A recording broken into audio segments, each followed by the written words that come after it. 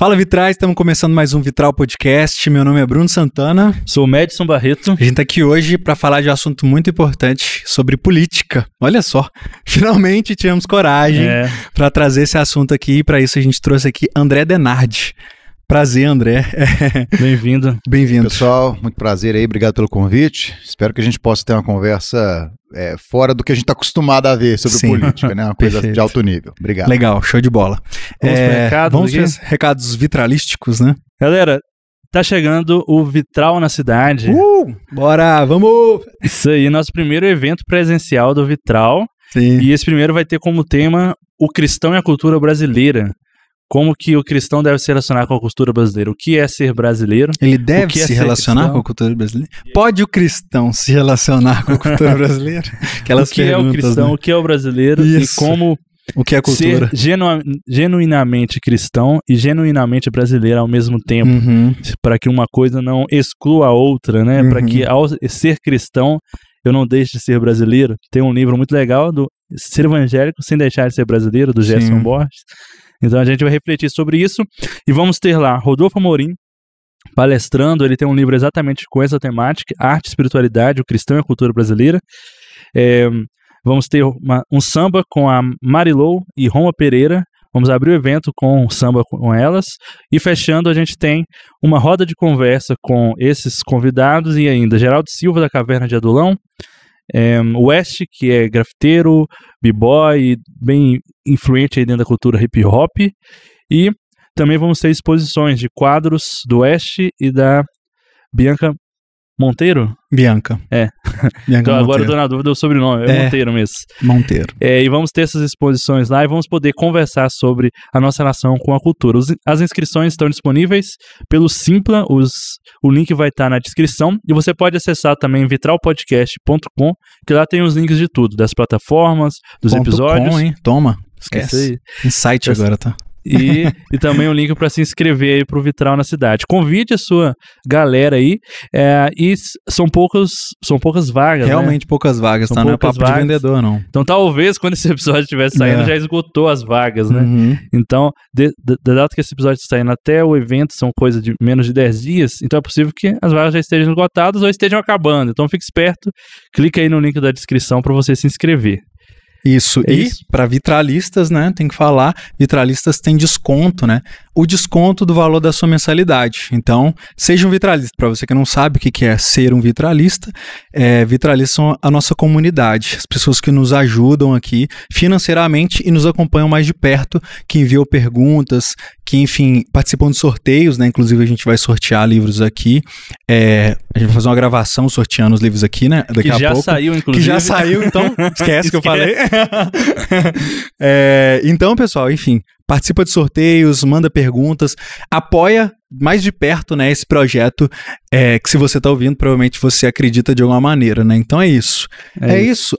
E os planos, né? Tem lá o pedacinho, vidraça e o mosaico, 15, 25 e 40 reais, e você tem o desconto proporcional ao valor aí da sua mensalidade. É isso.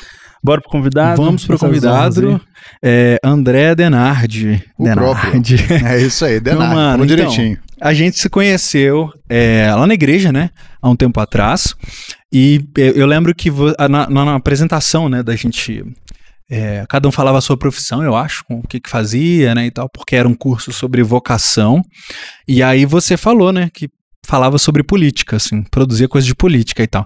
Eu confesso que eu, tipo assim, falei, cara... O que será que é, né? O que é isso, né? Hoje em dia isso é tão amplo, né? Exato, porque é amplo, né? E hoje, principalmente, é muito difícil pensar pessoas que falam disso de forma mais equilibrada, né? Mas foi legal chegar lá e ver que era uma coisa assim, falando sobre a política e não simplesmente brigando, né? Assim, foi muito legal. Enfim, queria te ouvir, assim, saber o que você tem feito em relação a isso. Como é que você chegou, como é que você caiu nesse mundo da política e por aí vai. Conta a sua história aí. Beleza, legal. Bom, eu, na verdade, sempre busquei ajustar a minha atuação profissional, de discussão, lazer, etc., tudo assim, voltado para esse interesse e curiosidade pela política. Na verdade, é meio uma coisa foi levando a outra, assim, ninguém me apresentou a política, né? Eu não tive um padrinho, um irmão mais velho, algo que tenha me colocado nesse espaço. Eu meio que fui seguindo dentro do que estava no meu coração mesmo. Por isso que eu bato muito na tecla de que quando se fala de vocação, chamado, né, pegando uma perspectiva mais espiritual, a gente tem todo o direito e muitas vezes até a responsabilidade de se envolver com política, sim, sendo cristão. Isso está sendo muito deturpado hoje, tanto para uma omissão, né, uma ausência total de atuação, para quem acha que isso é uma coisa do mundo, né, que não pode se envolver, como no outro extremo, de você assumir isso como uma guerra espiritual. E aí, não, temos que ocupar, inclusive, vamos lançar candidatos na igreja, vamos fazer projetos de poder, como algumas denominações já fazem. Mas assim, eu sempre gostei de política. Eu acredito que isso seja realmente algo que Deus pôs no meu coração. Isso se manifestou de várias formas. Começando, talvez, assim, de uma forma mais formal, no ensino médio, quando eu tive um contato com um projeto que a Assembleia Legislativa desenvolve, até hoje, inclusive, que é o chamado Parlamento Jovem. Uma oportunidade de você ter contato com a política de verdade, né, a política estruturada, durante 6 meses, com um acompanhamento da equipe técnica da Assembleia. E isso me marcou tanto que até a forma com que eu enxergo política hoje tende a ter essa maior transversalidade, essa maior ponderação, moderação, como você trouxe, porque eu comecei desde lá de trás com essa visão mais institucional. Eu cheguei a me candidatar, tive uma atuação partidária, né, por conta da candidatura, porque hoje no Brasil você tem que se filiar a um partido para se candidatar, mas assim, eu sempre busquei ter uma atuação voltada para um diálogo aberto, né? Eu vejo com muito incômodo figuras políticas, até no meio cristão, ou melhor, principalmente no meio cristão, que fazem dessa atuação, desse chamado que eu acredito que Deus tem para algumas pessoas, uma guerra cultural ou um fator para agravar a polarização que a gente vive hoje, né? A radicalização que a gente vive hoje. Então, a partir desse contato que eu tive lá no ensino médio com o projeto Parlamento Jovem, foi dali para frente. Aí eu comecei a me envolver com o Grêmio Estudantil, depois com a diretor acadêmico também, me candidatei, como eu falei, né? A própria busca da minha formação acadêmica e profissional buscou sempre ter essa interseção com a política, né? E aí quando nós nos conhecemos, eu estava, foi acho que em 2022, eu estava numa transição em que eu saía de um tempo integral em discutir política nas redes sociais e oferecer cursos relacionados a isso, e uma atuação no terceiro setor, numa ONG, que eu até então atuava voluntariamente, e aí eu passei a trabalhar nela, isso foi em 2022, mas também já tive contato profissional com relações governamentais, com a própria assessoria parlamentar. Eu comecei fazendo estágio na Assembleia também, né? Eu comecei lá com esse projeto, eu era, né, novo ainda, mas meu primeiro estágio foi na Assembleia, meu primeiro emprego foi na Assembleia como assessor, minha primeira oportunidade para dar aula na especialização que eles têm lá em Poder Legislativo e Políticas Públicas. Eu tive também, né, lá como professor desse curso, que eu também fiz, né? Então, a especialização e dar aula também lá. E aí, cara, assim, tudo que tinha condição de eu ter um contato mais próximo com a política, e eu espero que a gente possa conversar aqui sobre o que significa política, né? Política é muito mais do que o pessoal pensa, muito mais que eleição, muito mais que voto, né? Mas também isso. Eu tentei me envolver, né? Então, assim, de projetos sociais a estudo, a trabalho e iniciativas autônomas minhas, né? De promover esse tipo de iniciativa. Então, assim, eu posso dizer que hoje eu estou com 33. A política caminha comigo há pelo menos 20 anos. Então, desde de adolescentezinho, assim, mais novinho mesmo, que eu, até então, sem entender direito, mas já querendo discutir isso. Porque política diz respeito a todos nós, né? E não adianta muito a gente dizer que não gosta ou que discorda, eu não mexo com isso. É meio ingênuo você dizer que não mexe com política, não gosta de política, porque política está permeada em todas as relações, né? Muito mais do que eleição. E, apesar de eu gostar também de discutir eleição, né? Enfim, é mais ou menos isso. E você lembra se teve uma virada de chave, assim? Você falou que há 20 anos, então 13 anos, assim, pré-adolescente ali, você já estava interessado. Teve alguma figura, teve alguma situação? Só zoando um pouquinho, eu lembrei do Cris se candidatando na escola, aí ele ficar depois hoje, ficar depois amanhã, ficar depois pra fazer sempre, a propaganda todo o Grêmio ali estudantil e faz erradão. Aquilo, né? Cara, assim, naquela época, né, quando você é novo, assim, você não tem muita referência, você fica achando que política é justamente falar de políticos, né, e querer ser político. E assim, quando você é mais novo, eu falo por mim, né, assim, muito crisento, né, assim, tipo, espalhafatoso, gostava de chamar atenção e tal. E, bom, acho que uma coisa leva a outra, assim, de querer representar, né, ser representante de turma, assumir certas iniciativas, né, buscar ser ali uma referência, liderança para alguma coisa. Eu, sem entender muito assim o roteiro da coisa, tentava me envolver com isso, né? Eu acho que assim, eu fui me dar conta de que isso é política, isso é uma questão política depois de um tempo, mas eu desde sempre tentei, não apenas tentar, mas gostava de conversar com as pessoas, gostava de envolver as pessoas em algo, ou da minha cabeça, ou do que dizia respeito a todos nós lá e tal. Eu não sei se tem uma figura. Eu lembro que a primeira vez que eu votei, né, não me candidatei, que eu votei em 2006, eu lembro que eu votei para o Cristóvão Buarque, que era um candidato que falava muito de educação e tal, até então ele era senador. Eu me lembro que foi um voto assim, mais apaixonado que eu dei, né? Mas depois eu acho que com a própria dureza da realidade, né, de ver como a política funciona na prática e tudo mais, como que é muito mais seco e duro do que a gente vislumbra quando é mais novo, eu fui buscando ter uma atuação política com mais pragmatismo. Então, assim, eu devo muito a essa experiência no Parlamento Jovem, eu devo muito às oportunidades que Deus foi abrindo para mim depois, né, de atuar no movimento estudantil, com uma atuação profissional na Assembleia, consultorias para alguns municípios, né, quando eu estava fazendo meu mestrado em administração pública. Eu acho que tudo isso contribui para a gente entender a política no chão de fábrica ali mesmo, no dia a dia. Mas assim, é curioso você falar isso, porque muita gente tem ali, né, o fulano e tal.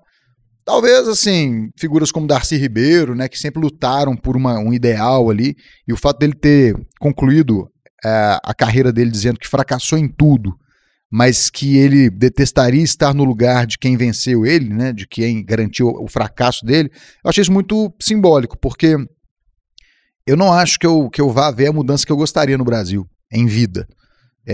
Eu acho que são tantos problemas, são tantos desafios que seriam necessárias gerações para superar, talvez, né? Mas eu acredito que, se não for pela minha atuação hoje, a gente não chega num futuro, algum dia, ter alguma mudança, né? Então, virada de chave, cara, eu acho que não teve. Eu acho que só foi realmente seguindo um caminho que eu entendia como natural. E não é assim, falsa modéstia, assim, eu sempre soube, né? Aquela coisa meio coach, assim. Realmente foi seguindo o caminho natural, assim. Eu olhando para trás agora e vendo as coisas que eu fazia quando eu era mais novo, é engraçado, assim, como que as pessoas, elas têm mais inclinações, tendências, aptidões, né? Igual você vê uma criança tocando, ou outra desenhando, isso sempre foi minha pegada, assim. E é uma coisa meio angustiante, porque se você quer buscar alguma coisa assim que você acredita e tal, você vai, por mais que você tenha pragmatismo na vida, você se machuca muitas das vezes sem saber onde se encaixar nesse contexto, porque assim, eu tento atuar com política, falar sobre política, mas o que é isso? Né? Até você se perguntou quando eu falei isso lá na nossa conversa, na nossa apresentação lá na igreja. Mas assim, eu também me pergunto isso, sabe? Porque já passei por uma experiência nos bastidores na Assembleia, já atuei mais com a iniciativa privada, com relações governamentais, agora no terceiro setor, onde eu ainda atuo. E assim, eu fico com a sensação de que é muito difícil a gente ter uma atuação plena, assim, dentro do que a gente gosta, né? Mas, enfim, muitas voltas eu acho que eu te respondi, né? Legal, é isso mesmo que a gente gosta, mas gente que vai embora, porque, inclusive, quando você falava, eu fiquei pensando no que a gente faz aqui, né? Que é uma ideia de trazer, a gente estava conversando aqui antes, né? Construir uma coisa, construir uma cena, onde as pessoas conversem sobre cultura e os crentes não achem que é uma coisa chique conversar sobre cultura, assim, sabe? Nossa, cultura, né? Tem aquela coisa que é tipo assim, arte é só aquela coisa de quem vai no museu e pessoas ricas e etc, sabe? A gente tenta sempre democratizar, né? Todo esse debate e esse acesso também, né? Dar acesso. E eu percebo que é um trabalho, o nosso trabalho às vezes é um trabalho, né, de formiguinha, etc. Mas eu acho que o da política é muito pior nesse sentido, né? Assim, porque às vezes eu acho que uma galera trabalha, eu vejo outra galera e volta para trás. Mas é claro, né? É importante ao mesmo tempo porque você vai transformando a realidade de pessoas, né? Tipo assim, pontualmente, né? Então... assim... Depois das experiências que eu tive, a conclusão que eu chego é que a maioria não se importa, sabe? Assim, essa é a realidade. A gente faz um trabalho, o de vocês, o de outras iniciativas aí que estão aí há mais tempo, elas vão impactar efetivamente, de forma a realmente a pessoa mudar o paradigma dela e tal. Eu acho que a mudança efetiva ela é menor do que a gente gostaria. E que no fim das contas, a gente faz um trabalho que vai realmente mudar a cabeça da pessoa numa escala pequena. No grosso, a gente consegue falar para muita gente, né? Tem pessoas aí com milhares, dezenas de milhares de seguidores, milhões e tal. Mas, assim, no fim das contas, são essas pessoas que vão levar adiante esse processo de mudança. Até porque é mais confortável as pessoas, elas... não irem tão fundo. E esse é o desafio do que vocês fazem com essa proposta da Vitral, como o que eu busco fazer nas minhas iniciativas. Discutir mais a fundo dá trabalho. E é por isso que é tão tentador, tão mais fácil você se amparar na opinião política de um pastor ou de um político aí escandaloso, né, que aquele ali, tem que lutar contra aquele cara, porque senão o comunismo, o fascismo e tal. Então, assim, é muito tentador. Você não tem que pensar muito. Porque compra o pacote, né? O pacote, pensar cansa. Beleza, eu vou defender o fulano, beleza. O que for contra é porque estão tentando diminuir a figura dele. O que for a favor eu vou defender. E assim, é muito sutil o que eu vejo como um problema. Sutil essa questão de você influenciar pessoas positivamente e você manipular essas pessoas. Então é muito confortável, para pensar aqui, né? Todo mundo aqui que tá ouvindo aqui essa conversa. Se alguém vem até você e fala, vota no fulano, se for um pastor, se for uma liderança, uma referência e tal, o que a pessoa que está sendo convidada, né, proposta a votar na pessoa, pode pensar? Pô, o pastor é uma pessoa tão boa, né, tão legal, tão nobre. Por que ela estaria querendo algum mal meu me sugerindo a votar em alguém? Né? Pô, claro que eu vou votar. E quem acha isso errado, essa pessoa é uma invejosa ou não entende e tal. Porque a gente está tão acostumado de ter essa muleta, de ter essa ajuda, né, essa influência, que a gente nem percebe, acha que isso é bom. Né?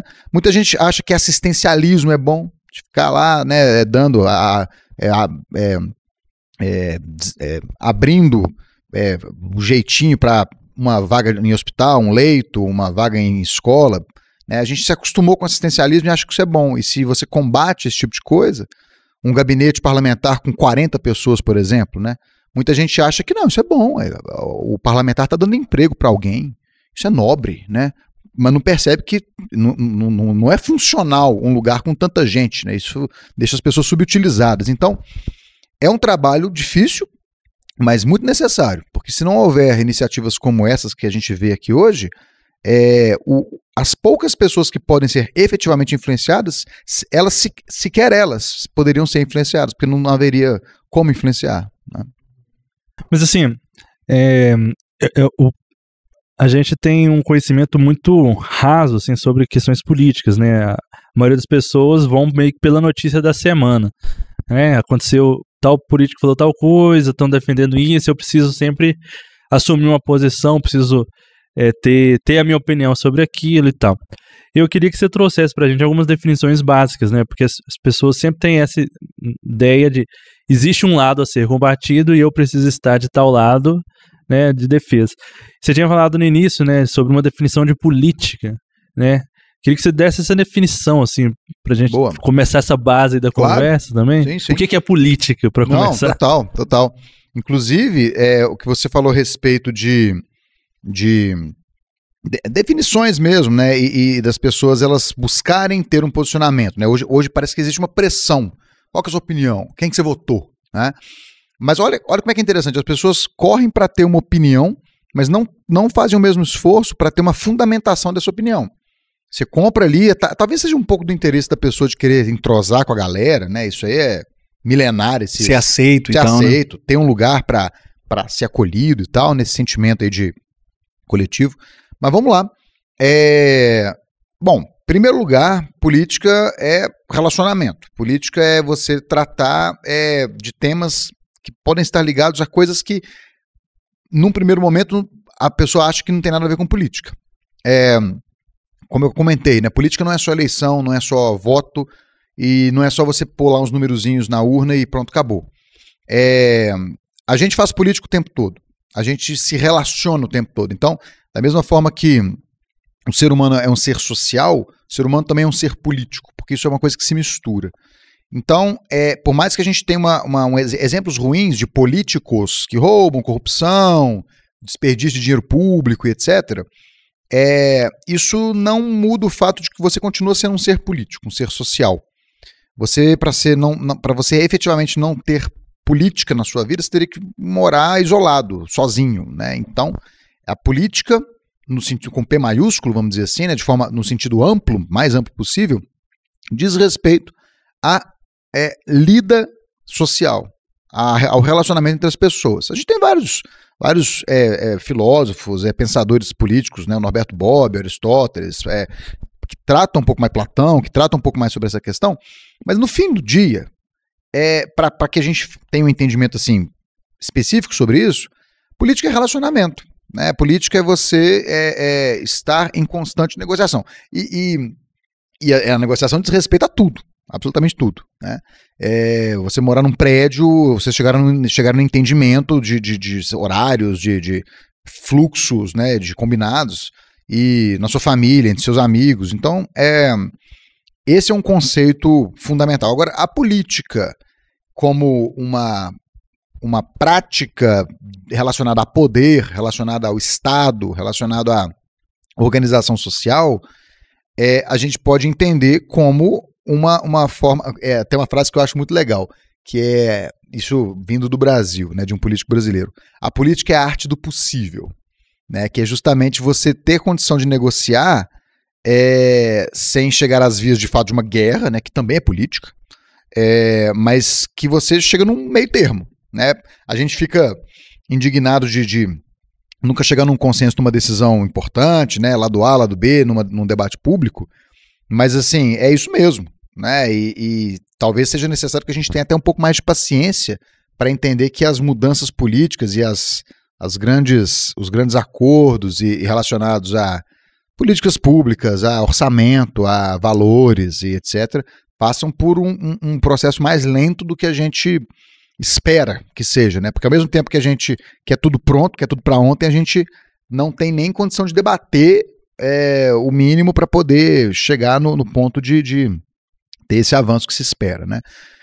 Então, política, de maneira geral, eu poderia dizer que é isso, né? Mas se a gente quiser entrar aqui numa questão de direita, esquerda, né? Fundamentos e tal, a gente segue também nessa questão. Não, é legal a gente entrar nessas definições também, mas assim, antes de ir para a direita ou esquerda, um entendimento básico de como que funciona o poder público do Brasil, né? Como que funciona a política do Brasil, o Estado, né?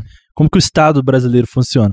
Porque é diferente do que o Estado norte-americano funciona, ou de algum país europeu. O Estado brasileiro é único, né? E como é que funciona para as pessoas? As coisas bem básicas mesmo. Olha, a gente tem 3 poderes, esse poder é para fazer isso aqui. Não, o Estado tem tal. Porque assim, às vezes acontece algumas coisas simples assim, que é de incumbência da cidade, por exemplo, e que diz respeito à prefeitura.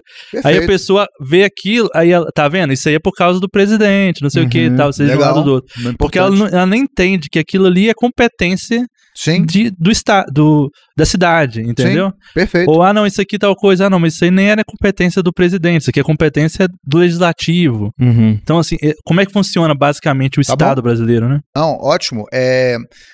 Legal, a gente pode fazer um um giro relacionado a questões que não são só do Brasil, né? Porque o Brasil ele meio que adota um modelo que é uma receita, vamos dizer assim, de bolo que surgiu há mais tempo. Antes de tudo, né, o que é o Estado? Né? O que é essa figura que muita gente gosta, muita gente não gosta? O Estado ele é um acordo coletivo para organizar as vontades das pessoas, né? Existe um debate, né, sobre o que surgiu primeiro, Estado ou sociedade, né? Se existe um momento que a gente pode definir, não, daqui para frente teve Estado, antes disso não tinha Estado. Isso é um debate, né, geral, mas é fato que o Estado ele existe para que haja uma harmonia mínima, uma possibilidade de se coexistir, né?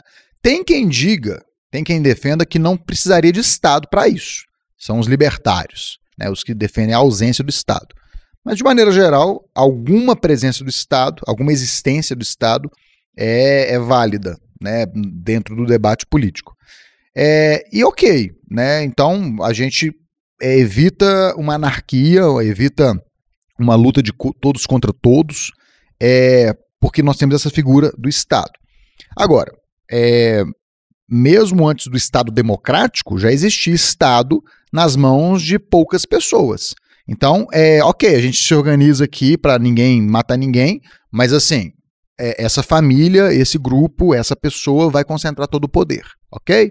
É o Estado pelo medo, pela violência e pelo autoritarismo. Isso levou muito tempo para ser questionado, através dos pensadores iluministas, do liberalismo político, do racionalismo. Havia, inclusive, até um paralelo que a gente pode fazer hoje em dia, né? Lá no passado, você tinha uma justificação para esse poder absoluto, né? E era o absolutismo, porque Deus queria. Não, Deus... Inclusive, existia uma ideia de que as famílias monárquicas da Europa, elas eram todas descendentes de Adão. Quer dizer, todos nós seríamos descendentes de Adão, né? Tipo assim, eles tinham uma descendência mais nobre, e isso justificaria, né, o chamado direito divino dos reis. Deus quer que essas famílias... Quase como se fosse, tipo, a genealogia de Jesus. Exato. Como se tivesse uma genealogia específica para ter chegado. Exatamente. Então, assim, não, eu sou diferente, eu sou melhor, porque eu venho de uma linhagem santa, né? Então, isso não era a exclusividade do cristianismo. Você tem isso vindo de outras origens religiosas e tal. Pode continuar, acontece. Tá. Mas assim, sempre houve um motivo, um pretexto para dizer, não, nós somos melhores que os demais, é por isso que a gente vai continuar aqui no poder.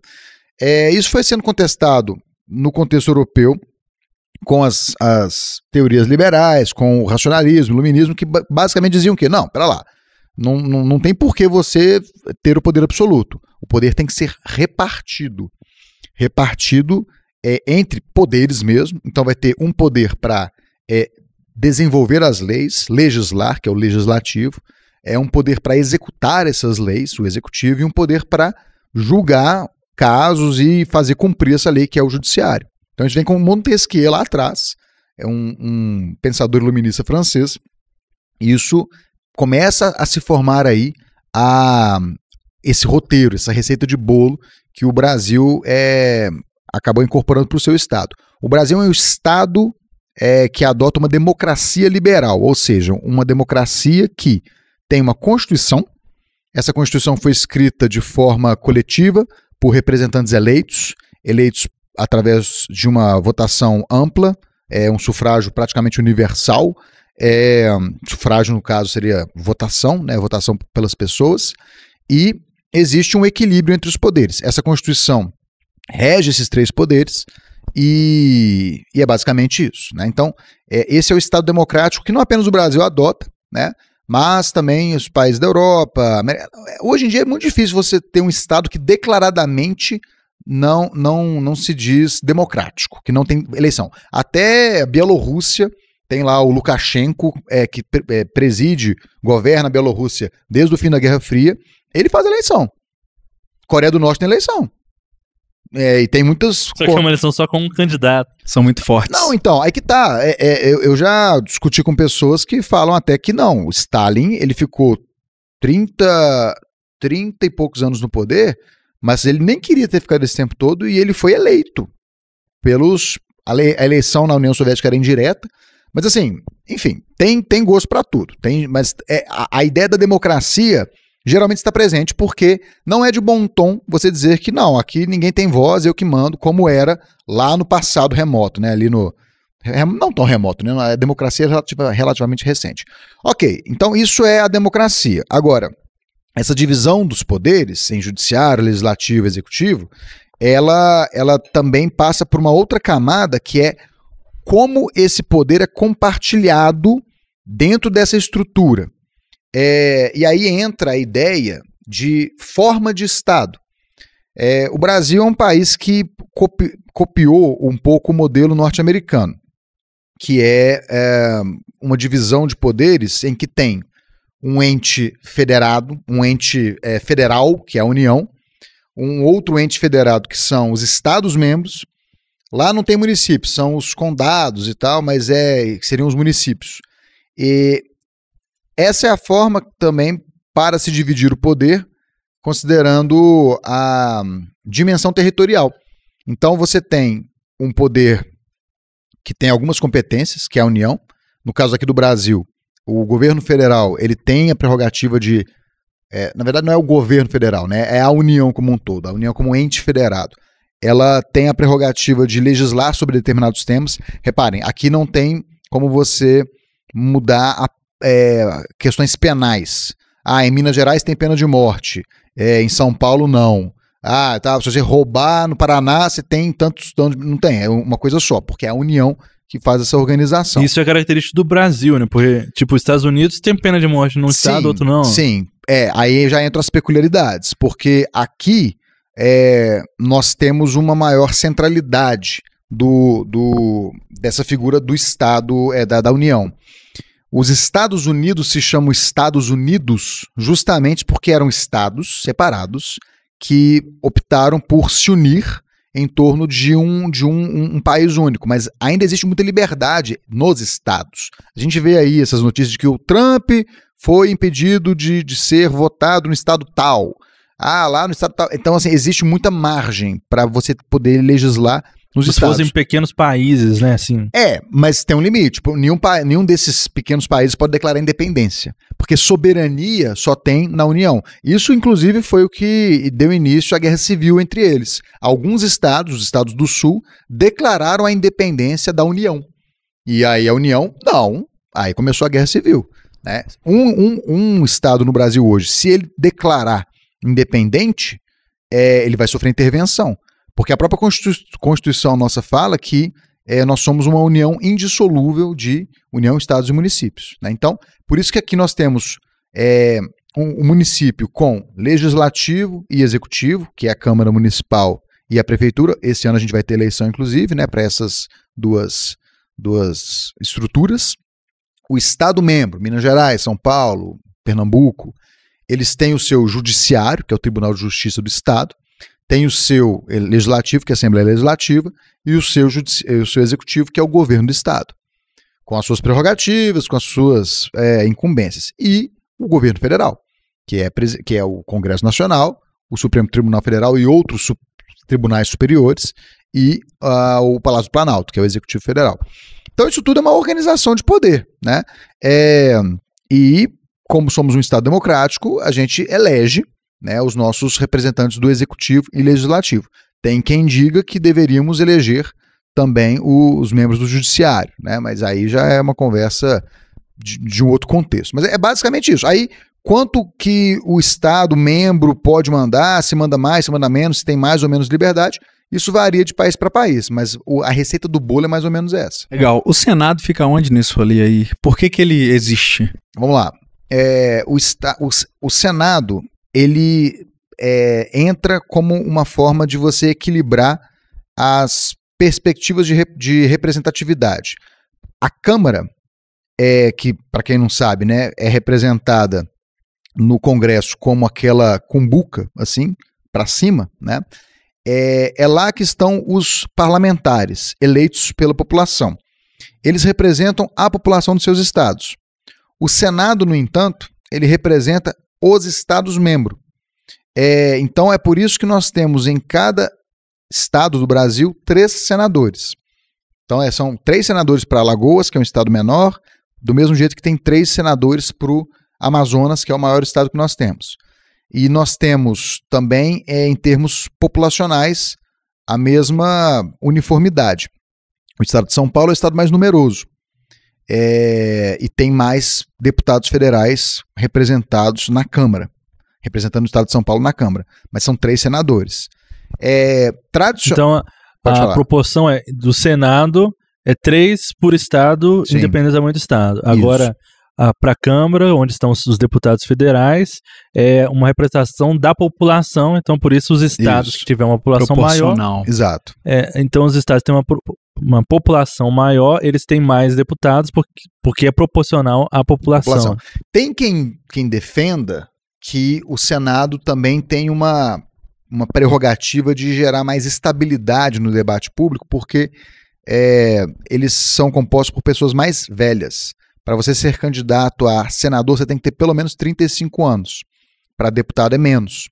Então, Deputado é 21? 21 ou 18. Eu vou tirar essa dúvida aqui, mas eu tenho quase certeza que é 18. Eu vou tirar essa dúvida aqui. Mas, então, a ideia é que você gere tudo na verdade, divisão de poderes judiciário, executivo, legislativo, divisão entre entes federados, Estado, municípios e União, tudo isso tem como intenção gerar equilíbrio. E, da mesma forma, você tem o Senado como essa figura que tenta gerar um pouco mais de estabilidade, né?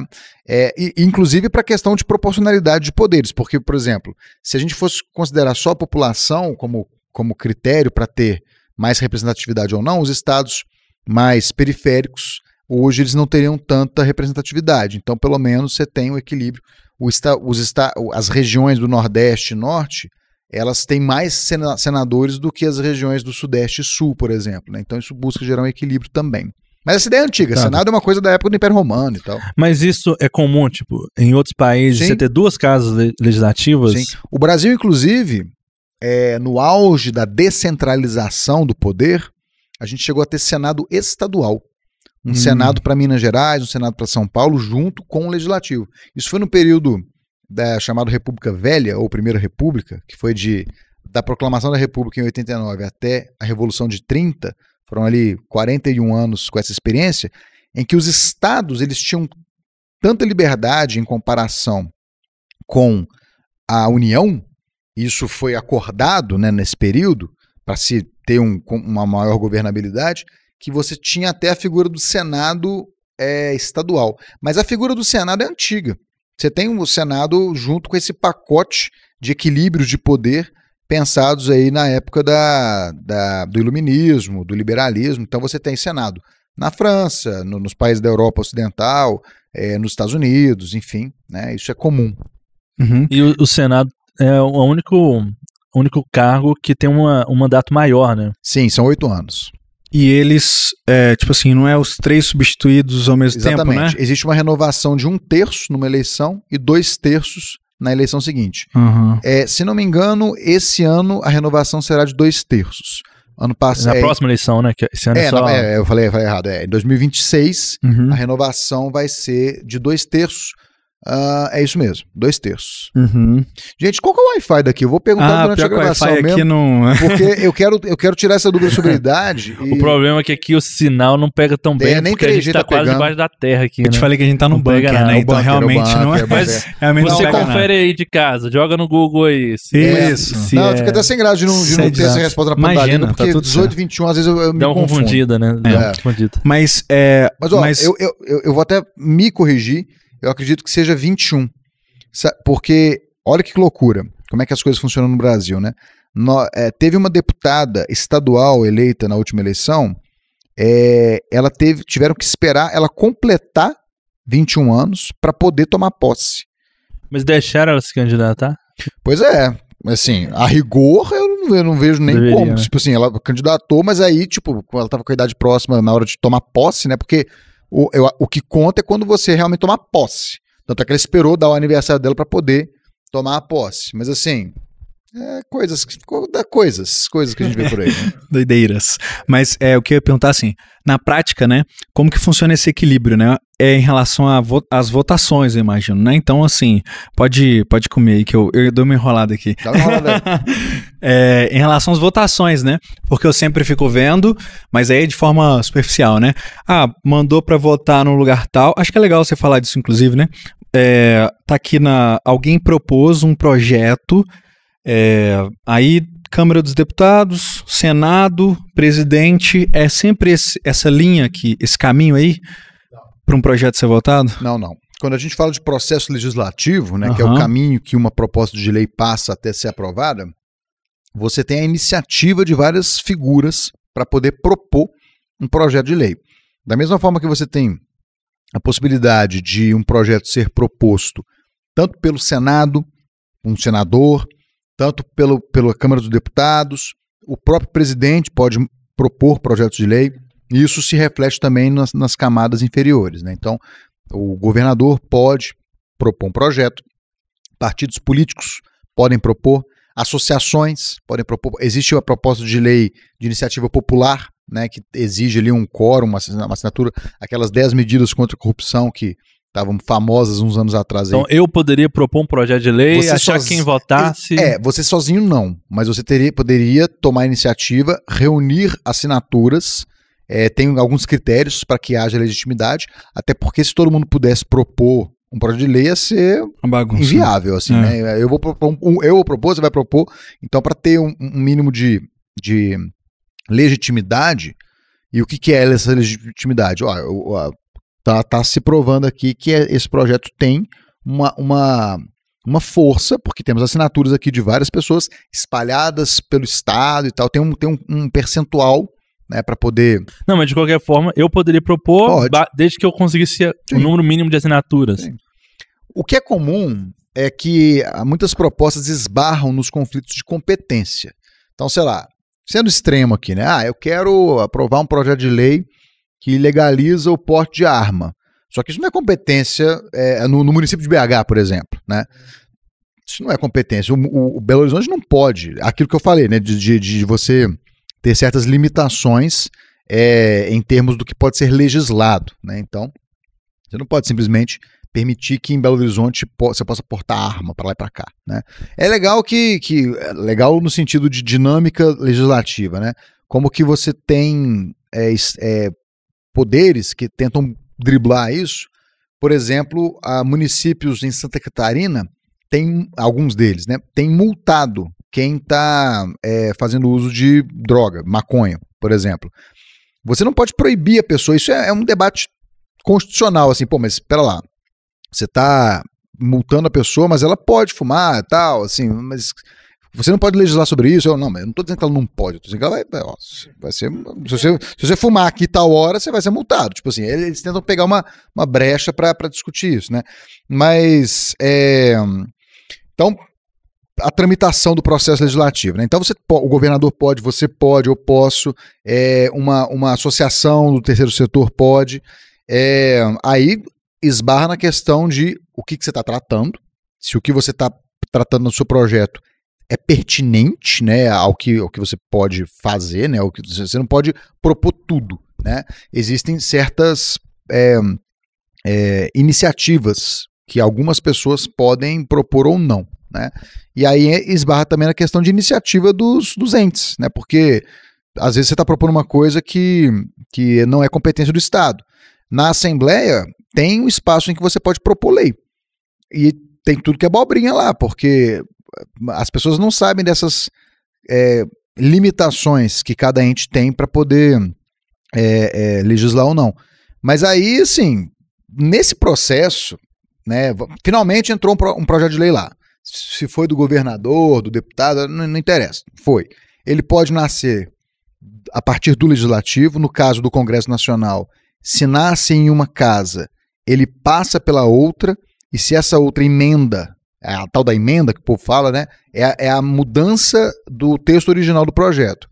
Então volta para a casa original, para que seja revista as partes alteradas, e a depender do conteúdo do projeto, da complexidade dele, ele exige um quórum de votação maior e uma tramitação mais longa. Primeiro, por exemplo, a gente já ouviu muito aí no jornal e tal, proposta de emenda à Constituição.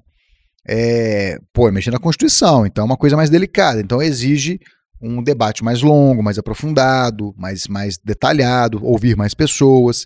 Então, ele passa por mais comissões parlamentares, que são grupos de deputados que vão discutir questões específicas de cada matéria, Comissão de Saúde, Educação, Segurança Pública, enfim. Passa por mais comissões, os prazos para se discutir esses temas são maiores e o quórum de votação é maior, quórum qualificado, que seria 3/5 dos parlamentares de cada casa. Então, 3/5 do Senado, 3/5 da Câmara, em 2 turnos. Então, primeiro turno, 3/5, 3/5, segundo turno, 3/5, 3/5. Então, é muito mais difícil do que você aprovar, por exemplo, um projeto de lei ordinária, que exige, na maioria das vezes, né, a referência é o Congresso Nacional e a Assembleia, a Câmara costumam imitar o combinado do Congresso, uma maioria simples, que é a mais da metade de quem está presente. Não é nem a maioria absoluta, que é mais da metade de todos os parlamentares. Né? Então, por exemplo, a Assembleia Estadual de Minas tem 77. Uma maioria absoluta tem 39. Né? Metade de todo mundo mais um. Uma maioria simples pode ser 20. Porque se tiverem, 20, se tiver 39, eu peguei um exemplo ruim porque ficou justamente a metade da metade, mas se sei lá... 35. 35, 20 já foi a maioria. Pronto, é isso. Sim. Né? Então, é isso. Você tem a tramitação, né, baseado em quem pode ter a iniciativa de propor. Você tem que ver o que o conteúdo da lei se é pertinente com a competência, né, do que está sendo proposto, e a tramitação, dependendo se é uma lei mais complexa, que tem um impacto maior ou não. Né? Basicamente isso. Mas aí, assim, nisso, você vê, por exemplo, uma comissão pedindo vista e não colocando de volta na tramitação o projeto. Né? Aí você põe ele engaveta ele. Né? A reforma tributária, que foi aprovada recentemente, o pessoal comentou, né? 30 anos para isso aí finalmente ser aprovado. Por que demorou tanto? Porque toda hora existe ali um contexto de maior limitação, falta de vontade política, então às vezes prefere deixar engavetado do que correr o risco de arquivar, do que... Enfim, né? Então, é isso que torna o processo tão lento. E é a partir disso também que surgem as disputas por cargos estratégicos dentro do Legislativo.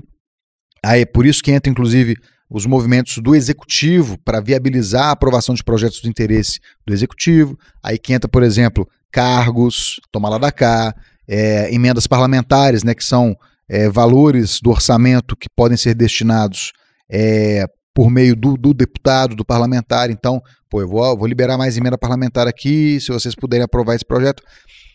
Aí entra uma questão de moralidade e legalidade, porque isso tudo é legal. Pode ser imoral dentro de uma perspectiva aí mais crítica, mas não é ilegal. E é algo relativamente comum nas democracias, né, de você ter esses ajustes, né, para viabilizar projetos e tudo mais. E como funciona assim, né, essa estrutura interna lá do Legislativo, de ser definido comissões específicas para debater determinado tema? Como que essa organização interna lá, de ser eleito um presidente dentro da Assembleia, né, essa estrutura assim de chega um projeto novo, por que tem que ter comissões? Por que uma comissão barra a outra? Como que funciona aquilo?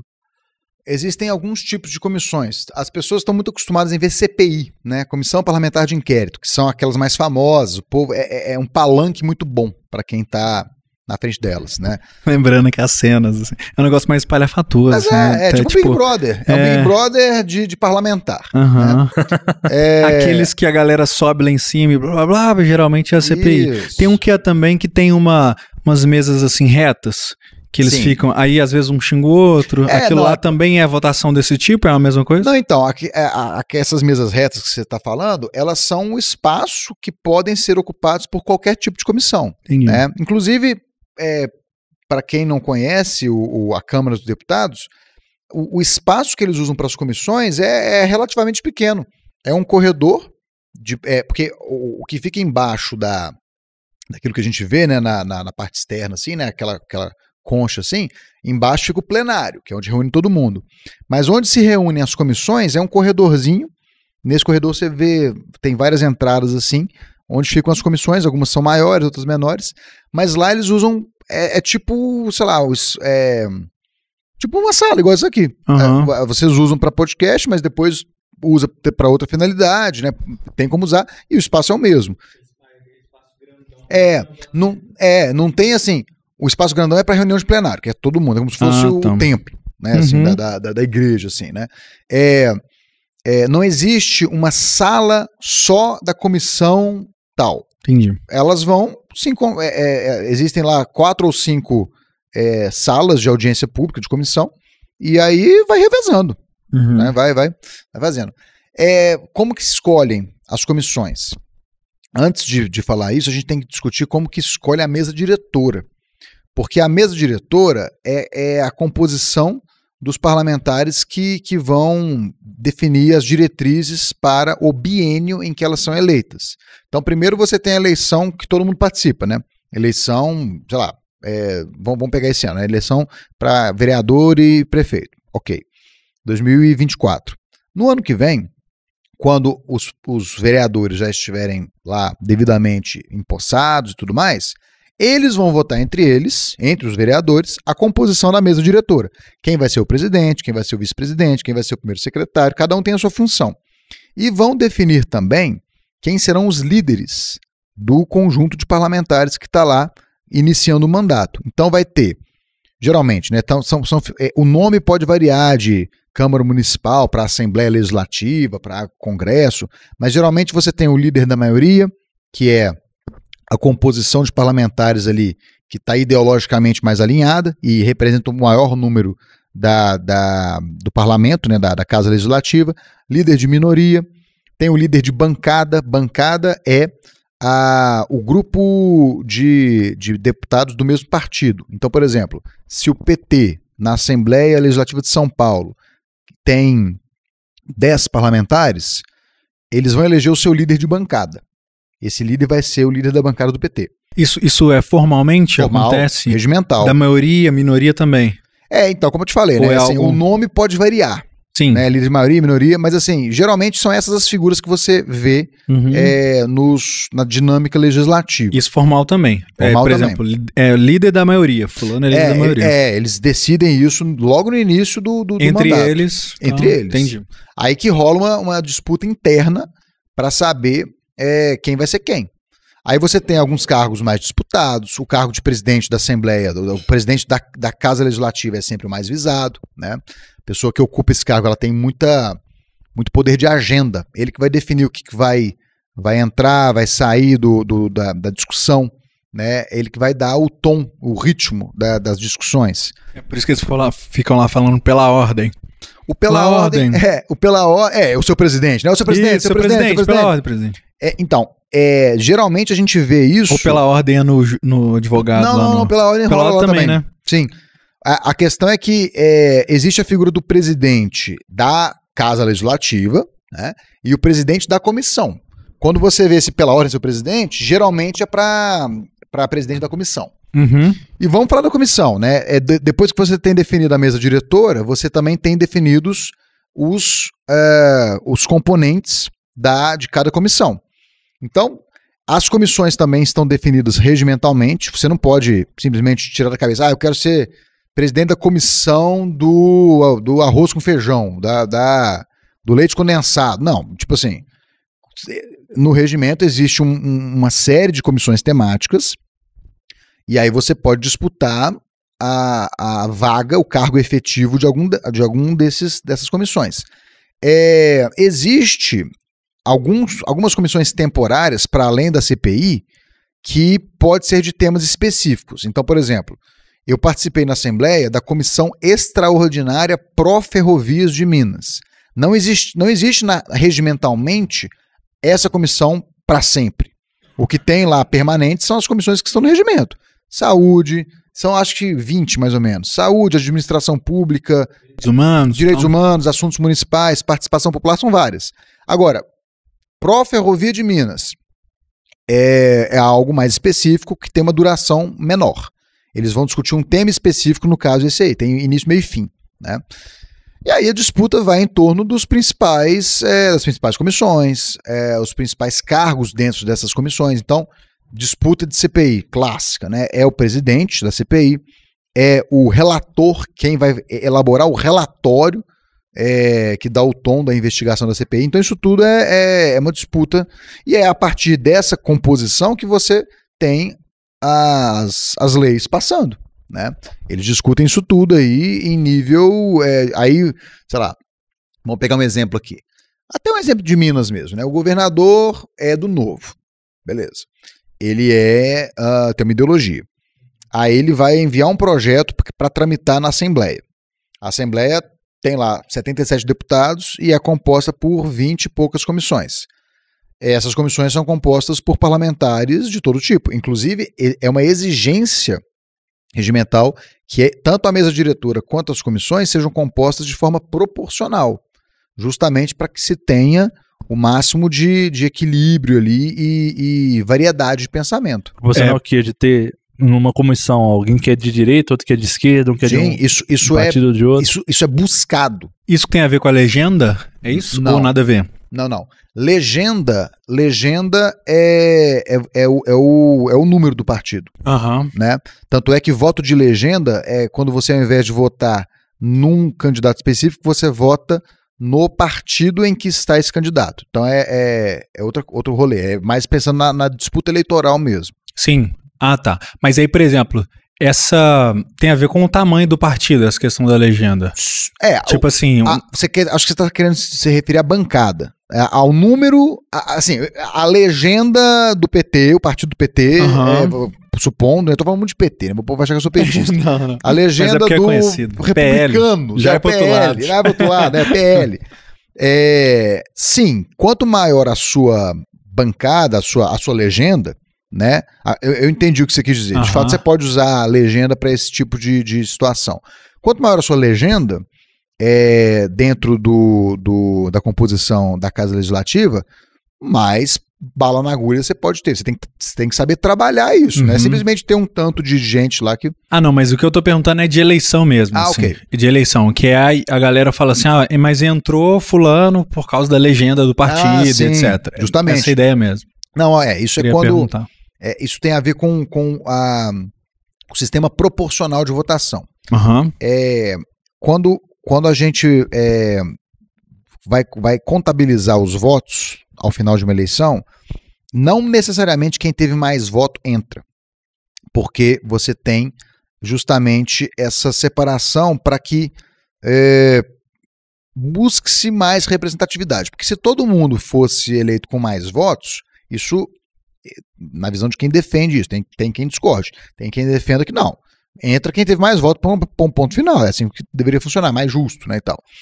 Mas dentro dessa conta proporcional, você tem alguém que tem muito voto dentro de uma legenda, e isso faz com que a legenda consiga muito voto, né?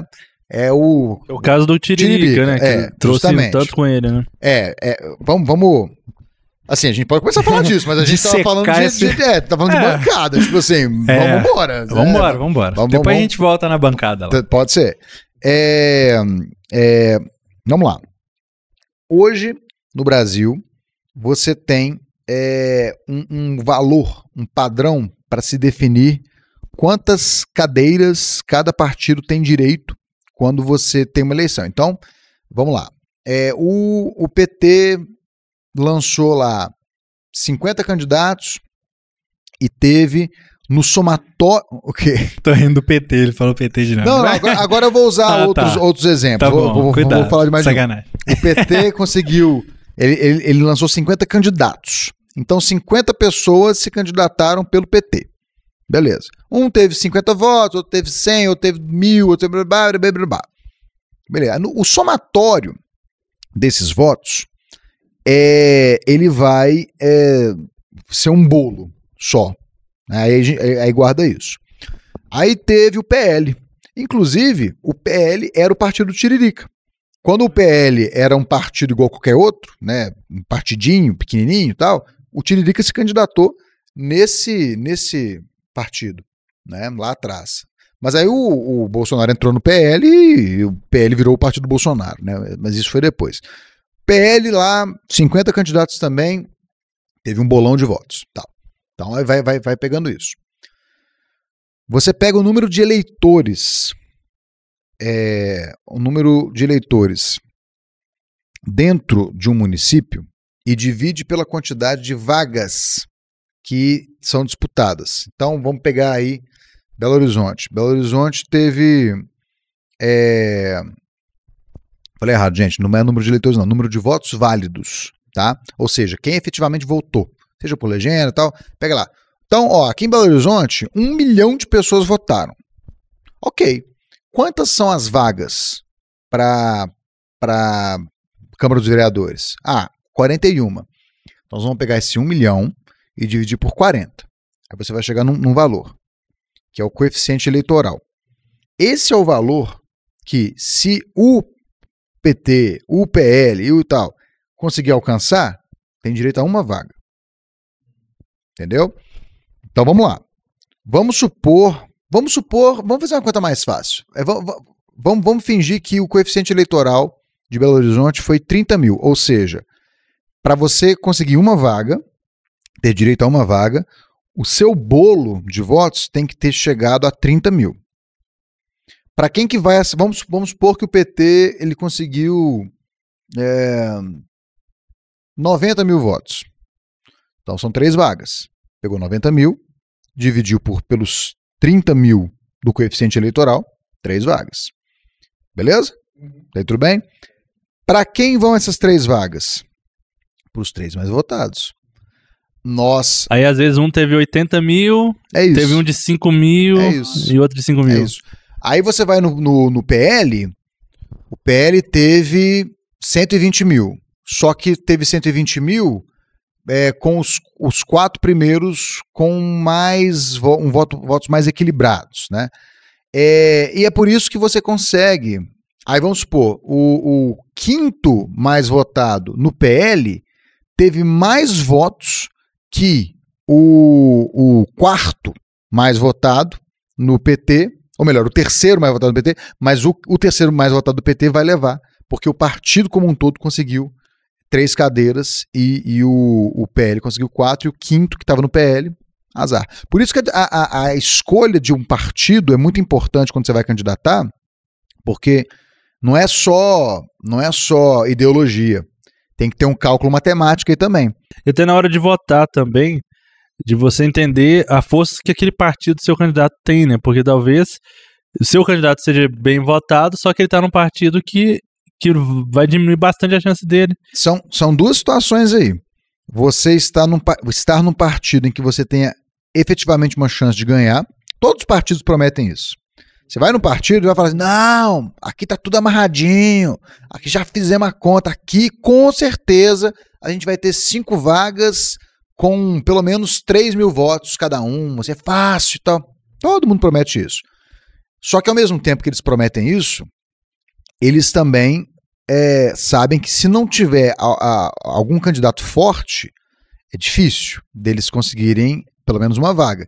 Então, o que se vê geralmente esconde quem tem mais chance de ganhar. Porque, por exemplo, se você vai disputar uma eleição, você vai disputar a eleição no mesmo partido do Neymar. Quem que você acha que vai ter mais voto? Ou o Neymar? Ele. O Neymar. Eu acredito nos meus amigos. Pois é.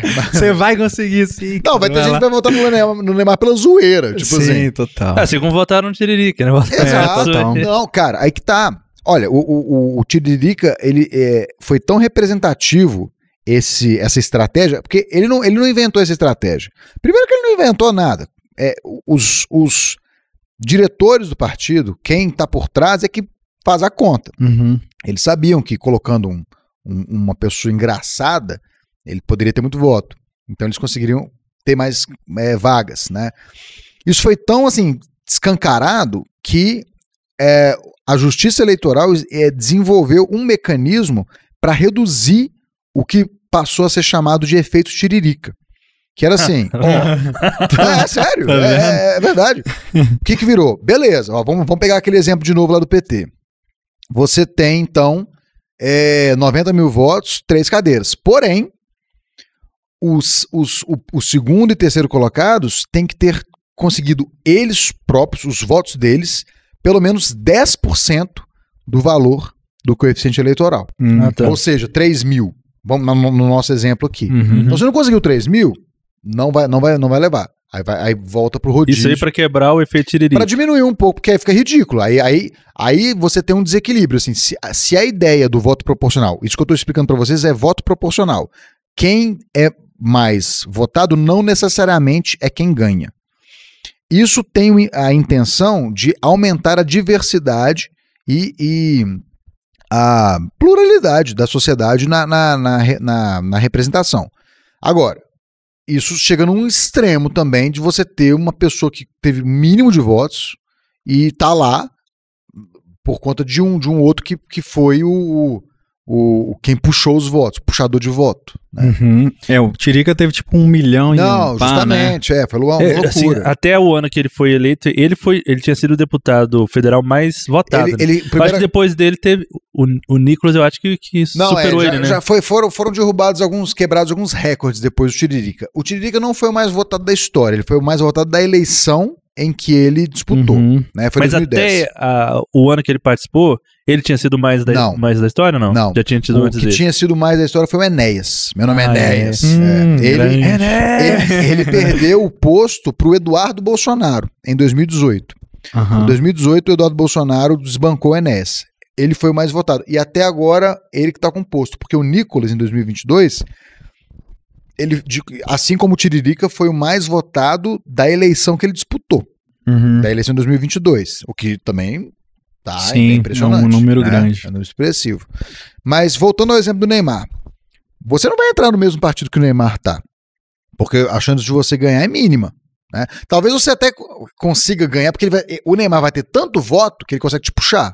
Mas assim, é aquele risco. Ele pode ocupar a única vaga que o partido conquiste. E aí você só contribuiu com os seus votinhos. E é esse o interesse de muitos dirigentes partidários. Eles te chamam para você... Eles sabem que você vai perder, mas eles te chamam para você conseguir lá os seus 2 mil, 3 mil votos. E graças a esses votos, eles chegarem naquele valor de 30 mil. Aí eles querem ter um volume de um tanto de pequenos candidatos. É por isso que fala-se que uma chapa, né, um grupo de candidaturas, né, de um mesmo partido, ela tem cabeça, corpo e rabo. Cabeça são os Neymar, aquela galera que sim, tem bala na agulha, que tem mais chance de ganhar voto. Corpo porque precisa de ter uma galerinha lá para ter uns 2 mil votos, 1.000 votos, 1.500 votos. Não vai ganhar. Mas esses votos são importantes para conseguir 1, 2, 3 cadeiras, que talvez não seriam conseguidas pelo pessoal da cabeça da chapa. E o rabo, que é a galera que, assim, só para encher linguiça mesmo. Infelizmente, né, eles colocam muitas das vezes mulheres no rabo, porque existe hoje uma legislação para estimular a participação de mulheres na política, né? E aí tem cota, tem percentuais e tal. O partido que não consegue cumprir esse percentual, ele é prejudicado. Ele não consegue colocar tantas pessoas na chapa, tem redução de recursos e tal. Então eles caçam mulher, tipo assim, pega a irmã, a prima, para preencher. Então, geralmente é assim que se compõe, né, uma chapa. E detalhe, viu? Essa galera do partido, a gente tem essa ideia, né? De que não, tá no mesmo partido, são amigos, tal. Ninguém se conhece, é uma brigaiada louca. Os partidos grandes, eles têm disputas vertentes, alas internas. Então, assim, é uma guerra o tempo todo. É uma guerra para você conseguir se candidatar, é uma guerra para você conseguir ganhar a eleição e é uma guerra para você se segurar no trato político lá com outros parlamentares, tal, as brigas, etc. É tudo uma loucura, tudo uma guerra. Pô, a gente já tá há mais de 1 hora conversando. Eu acho assim, uma outra definição importante da gente trazer também é a questão de direita e esquerda, né? que é um dos grandes temores dos dois lados é o outro, né? É o outro. O pessoal da direita morre de medo do pessoal da esquerda. Sim. O pessoal da esquerda morre de medo do pessoal da direita. Sim. Então traz essa definição aí pra E gente. centro também, né? Beleza. Não, na verdade, Centro, né? a própria definição de centro, ela foi pensada lá atrás. E ela tinha a mesma carga um pouco conotativa, assim, de indeciso, de em cima do muro e tal. Uhum. Eu gosto do murinho. Então, o murinho é bom, isentão. é mais confortável, isentão. Ó, em primeiro lugar, assim, hoje direita e esquerda são conceitos um pouco mais limitados para a gente entender a complexidade política, o jogo político. Mas eu arrisco dizer que esquerda e direita sempre vão existir, porque o debate sempre vai existir, a pluralidade de ideias sempre vai existir. Então a pessoa que entra nesse papinho aí de que guerra cultural, nós contra eles, lá, vão acabar e tal. Sim, isso é no mínimo ingênuo. E como é que a pessoa... basta 2 minutos para ela pensar como é que eu vou destruir o outro lado, assim, como é que isso poderia ser factível? Não é. Só se for uma ditadura, assim, e a pessoa só vai fingir que deixou de ser. Né, porque não é assim que funciona num ambiente democrático. Então, esquerda e direita sempre existiram e eu acho que podem não continuar existindo como a gente entende hoje, da mesma forma que a esquerda e a direita nasceram num contexto muito diferente do que é hoje, elas podem ir evoluindo também no futuro. Mas eu acho que uma dualidade, uma complexidade, uma pluralidade dessa sempre vai existir. Né? Então, para quem acha, né, que vai acabar, não vai. Mas quando você fala sempre, tem a parada lá dos franceses, não sei quantos séculos atrás. Né? Exatamente. Assim, a ideia de uma direita e esquerda começou de forma mais clara na Revolução Francesa, porque justamente na Assembleia Revolucionária, onde os parlamentares desse novo contexto, né, político estavam se organizando, estavam se reunindo, eles literalmente se sentavam à direita e à esquerda.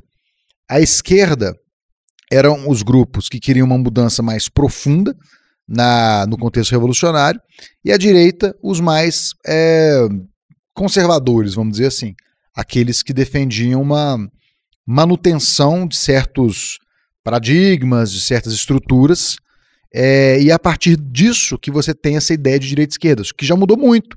Né? Hoje, o que se fala mais e também é insuficiente, né? Porque nós estamos falando de pensamento humano, né? Isso não dá para você pôr num papel e resumir nisso.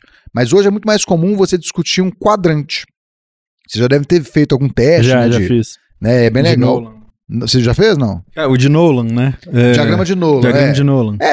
Tem vários, assim. Tem o diagrama de Nolan, que é muito conhecido, mas tem também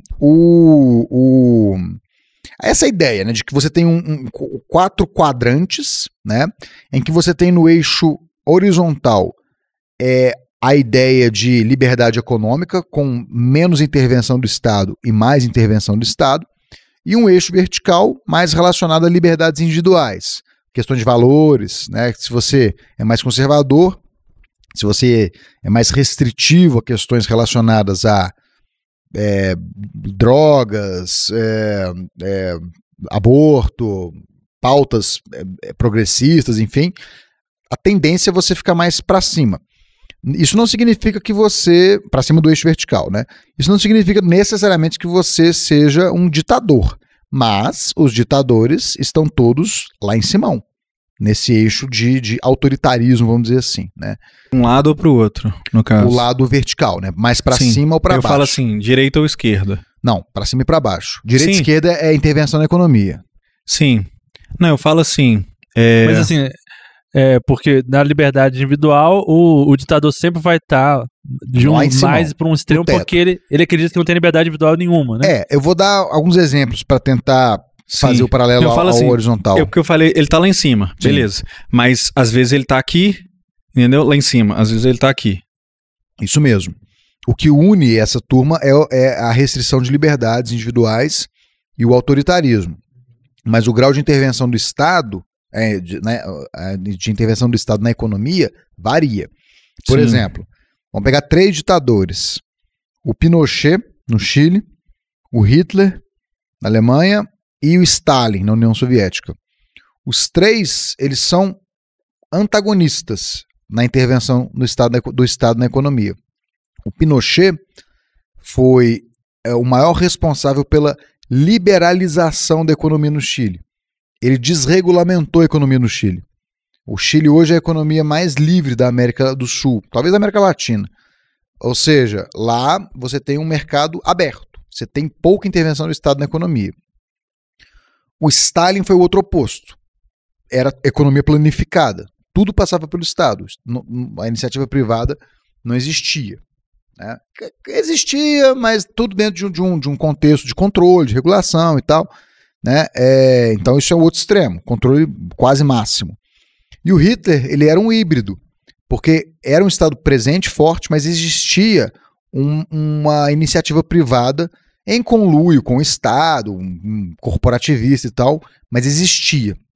Então, é uma forma de a gente observar como que um autoritarismo governamental pode ter variações na intervenção na economia. No outro extremo, você tem a liberdade total nos costumes, por exemplo, né? E é interessante a gente observar, vamos tentar visualizar aqui, né? A gente estava falando no teto, né? Direita e esquerda aqui, e na base agora, no piso, ou seja, liberdade máxima, libera tudo, vamos dizer assim, nos costumes.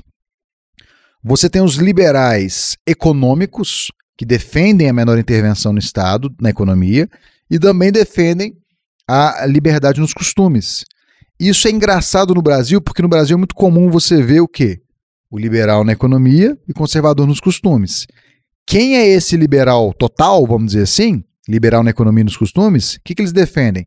Não existe meia liberdade. Não tem como você ser a favor de menos intervenção no Estado e continuar exigindo mais intervenção no Estado na área de costumes, de liberdades individuais. Então essa é uma questão. E existe aquela esquerda liberal que ela defende intervenção no Estado na economia, porque ela acredita que o Estado tem um papel social, que a iniciativa privada tende à ganância, tende à precarização das relações e tal. Então defende que o Estado intervenha na economia, mas que não intervenha nas liberdades individuais. Então, resumindo, é assim. Eu gosto de... isso aí... E tem alguém que quer intervenção nas duas coisas? Tem. Quer intervenção na economia e quer intervenção nos costumes? O Stalin, por exemplo. É assim, o quadrante do Stalin, lá assim, autoritário e interventor na economia, é sem drogas e sem armas. O conservador na economia, não, conservador nos costumes e liberal na economia é com armas, sem drogas, sem maconha. O liberal nos costumes e na economia é com armas e com maconha. Ele libera tudo pra ele. E o esquerda liberal é sem armas e com maconha. É basicamente isso. Se resume bem. Né?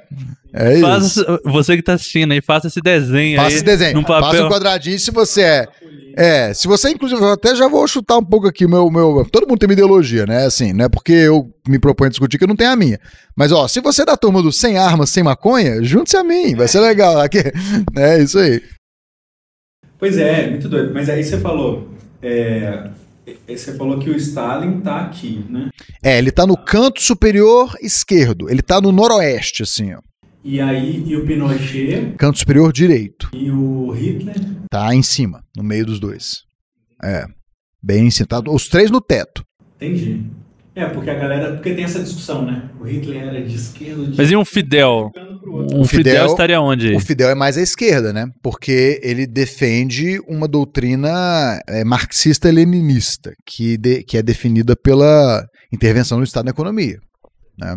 Mas aí ele também é lá no topo, nunca é embaixo, né? Porque embaixo é a liberdade individual, né? Assim, é difícil você ter... Aí os marxistas-leninistas de plantão aí talvez não vão concordar comigo, mas é difícil você ter um regime ditatorial, e eu tô chamando de ditatorial, né? Tô me mantendo aqui no senso comum, né? Assim, acho que problematizar isso aí vai precisar de um outro episódio pra gente discutir. O quê? Não, então, o ditatorial, ele fica lá em cima. Sim. Né? Aí, se Cuba é uma ditadura, eu acho que, do ponto de vista de uma democracia liberal, mas aí o que vão dizer para contrapor isso? O que é uma democracia liberal? O que é uma democracia? Você é livre se você está num país onde as pessoas passam fome, ou, enfim, né? Aí já é um andar abaixo aí na discussão, mas no quadrante ideológico, ditaduras estão lá em cima, né? Tem quem justifique, né? Tipo assim, não. Quando eu ouço as pessoas que tentam justificar, né, governos aí, Cuba, China e tal, tem os que dizem que não é ditadura, mas tem os que dizem também que é ditadura, mas tem uma razão de ser. Né? É uma ditadura para proteger, uma ditadura para preservar os valores revolucionários, é uma ditadura do proletariado, ou seja, é uma ditadura em que a maioria está no poder, na verdade, quem sofre com essa ditadura é a minoria golpista, liberal, burguesa, fascista, enfim. Aí já vai horas e horas de conversas aí sobre isso. Né? Sim, porque, por exemplo, a galera que eu já ouvi defendendo isso, né? Por exemplo, a China, né? O que eu percebo eles têm uma visão. E aí, uma coisa que eu ouvi um cara falando a gente tem, esse negócio que você falou, né, o regime da democracia é algo muito novo, né? E aí a galera fala, a gente não tinha um regime democrático até, sei lá, 300, 400 anos atrás, né? Sim. Por aí. Quem garante que daqui a um tempo não vai ser uma coisa diferente? Né? E será, e já é, porque a democracia é algo orgânico. Hoje você percebe que a democracia não é só você ir de 2 em 2 anos numa urna e apertar uns numerozinhos. Isso é a democracia representativa porca. Existe hoje um conceito de democracia participativa. Você não é só aquela pecinha no maquinário eleitoral que vai lá pôr os numerozinhos e pronto, acabou. Você é um ator ativo e relevante nesse processo. Por isso que hoje você tem audiências públicas, você tem a possibilidade de, se não for eleito, poder manifestar para aqueles que foram eleitos, para tentar dar a sua opinião, né, se mobilizar em torno disso e tal. Então, o que se busca hoje é fomentar a cidadania ativa. E cidadania é uma coisa muito incipiente no Brasil, porque a nossa desigualdade não é só social e econômica, ela também diz respeito à própria noção de cidadania. Né? Não é todo mundo que percebe o papel que pode cumprir como cidadão, como cidadã. Ele é uma pessoa que, pela nossa estrutura autoritária de poder, e aí não precisa ser um autoritarismo da União Soviética, da Alemanha nazista, não, é um autoritarismo cultural. As pessoas elas não assumem esse papel que elas podem cumprir. Na Assembleia, eu já abordei pessoas que estavam passeando por perto dali, não sabiam o que era a Assembleia, estavam vindo do interior para turismo e tal, e quando eu dizia para elas que elas podiam entrar lá, elas se recusavam, elas se negavam, porque ela falou, isso aí é um lugar de autoridade, não é um espaço onde eu posso ocupar. Então, existe muito isso hoje. Né? Então, a cidadania ativa, a democracia participativa é necessária para a gente ter mais, perceber essa evolução. E isso começou agora, né? Cara, democracia pode ter nascido lá na Inglaterra, nos Estados Unidos, lá em 1700 e alguma coisa, 1800, mas assim, para todo mundo ter direito ao voto, foram mais de 100 anos. Mulher não podia votar na Suíça até 50 anos atrás.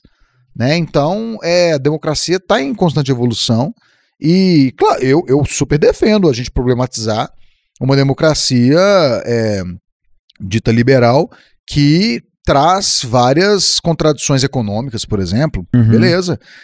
Da mesma forma que pode haver, eventualmente, alguma experiência em termos de participação popular, se essa experiência vai ser efetivada ou se é só para cumprir tabela, só para inglês ver, eu não sei. Mas assim, se existir alguma experiência participativa que possa ser aplicada num outro contexto, que venha de algum país socialista ou de algum país com muita participação popular, tudo bem, vamos conversar. Tipo assim, não dá para dividir tudo em bom e mal, não. Até porque se for para dividir tudo em bom e mal, todo mundo é mal, né? Assim, eu acho que Jesus já mostrou isso, né? Assim, resumindo. Né? Sim. Então, pode falar. Vontade, tem 1 bilhão de perguntas, cara, mas a minha questão é porque basicamente o que você falou agora, que é uma não demonização de uma outra cultura, um outro um outro jeito de governar, digamos assim, né? Em relação a... Porque o que eu vejo é a galera demonizando tudo que é diferente do que tá aqui. Aí, a minha pergunta, né? Pra você mesmo, talvez até pessoalmente, assim, o que você pensa quando você vê um regime que é diferente? E aí eu fico pensando muito nessa questão da China, por exemplo, porque eu lembro de ver, assim, entrevista, né, de pessoas de lá, a galera falando, velho, que é assim mesmo, a galera manda mesmo, e a gente gosta, a gente se sente protegido, a gente se sente seguro, a economia é estável, mas aí, sei lá, você não pode fazer tal coisa. Não posso, mas eu não quero, sabe? Tipo assim, então, o que você acha sobre isso? Porque eu fico pensando assim, cara, é difícil, né, você julgar essa experiência cultural da outra pessoa, porque não é uma coisa que aconteceu do nada, né? Tipo assim, isso é assim, né? Faz muito tempo. Pois é.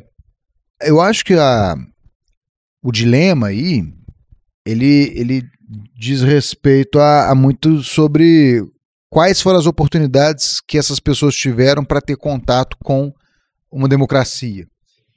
Porque vamos pegar China, União Soviética, Cuba, o que esses países tinham antes de terem adotado o socialismo? Eram governos também autoritários. Esses países nunca tiveram uma experiência democrática como nós no Brasil tivemos. E vice-versa, né?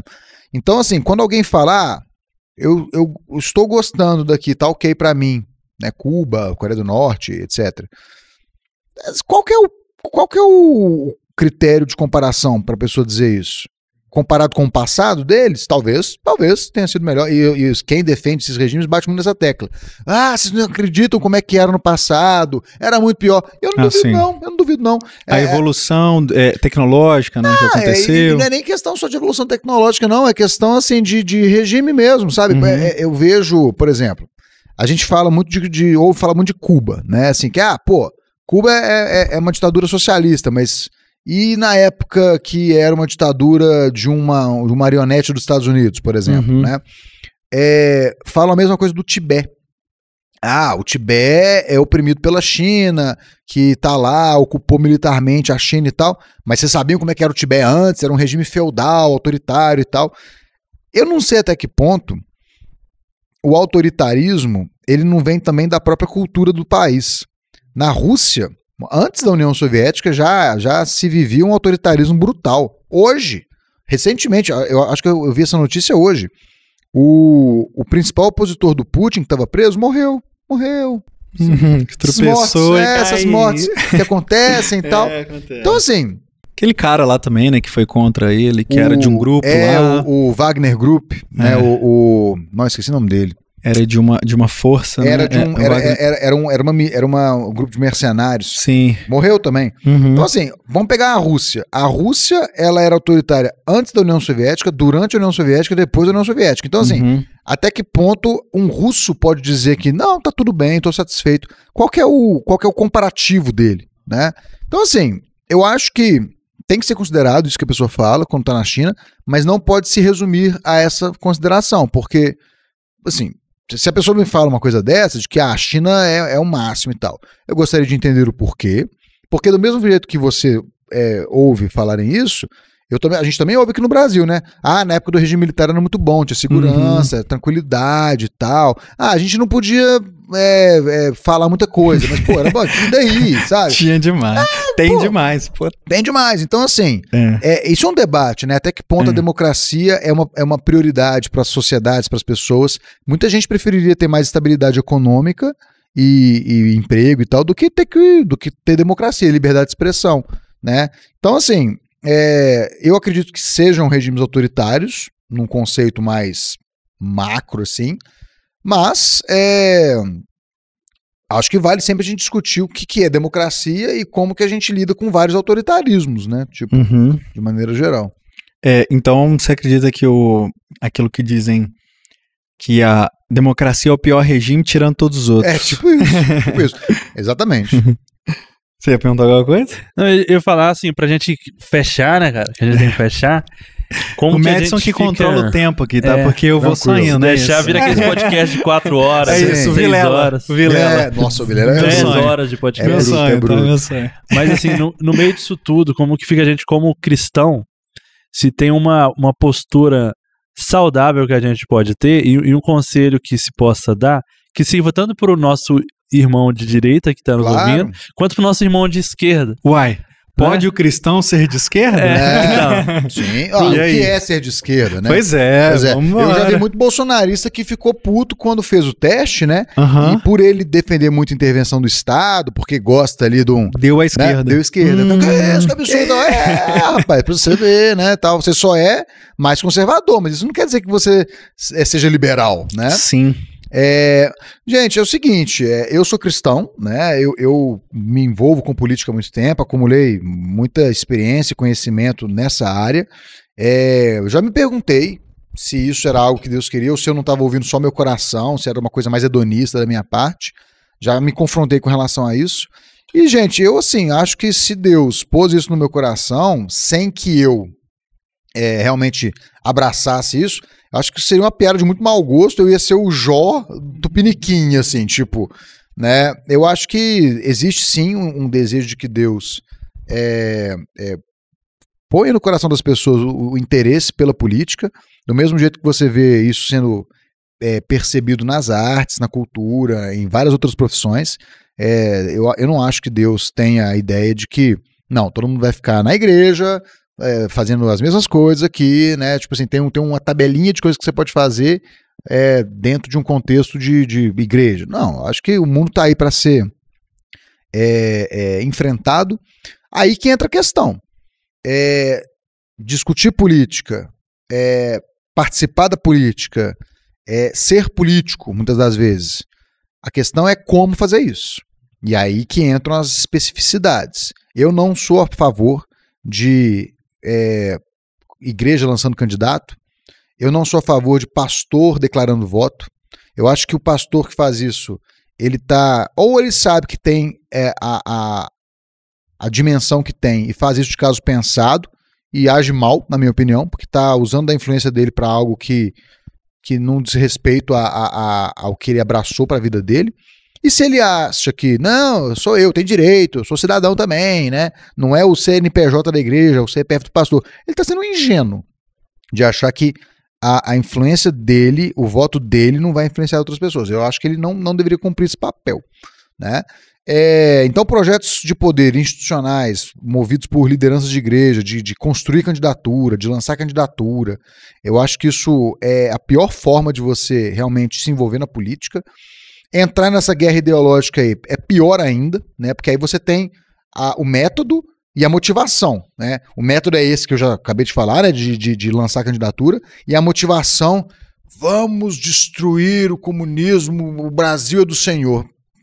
Cara, você vai ter que lidar você vai ter que lidar com todo mundo que discorda de você no culto, assim, tipo, você vai ter que lidar, trazendo aqui um pouco de estereótipo, né? Assim, não quero ser preconceituoso, mas assim, trazendo o cristão que se lança na política, vai lidar com quem defende legalização do aborto, quem defende legalização das drogas, quem defende pauta LGBT, não que o cristão não possa ter uma opinião sobre essas coisas que às vezes até convirja, né, com esses grupos aí. Isso seja um outro tópico para a gente tratar.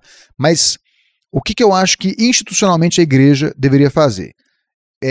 Promover algum debate público, sim, um debate em torno de ideias, de princípios, de valores, uma educação política, igual a gente teve aqui, falamos aqui a respeito sobre composição do legislativo, como é que funciona a divisão dos poderes e tal. Essa é uma educação que não faz mal a ninguém, pelo contrário, acho que todo mundo tem direito de saber disso, é um conhecimento cidadão importante, e crente também é cidadão, a gente também paga imposto, a gente tem uma certidão, uma identidade, né? Então, institucionalmente, promover esse tipo de debate. Acho que nós estamos aqui hoje num espaço que está permitindo que se faça esse tipo de iniciativa aqui. Então, legal, bacana, né?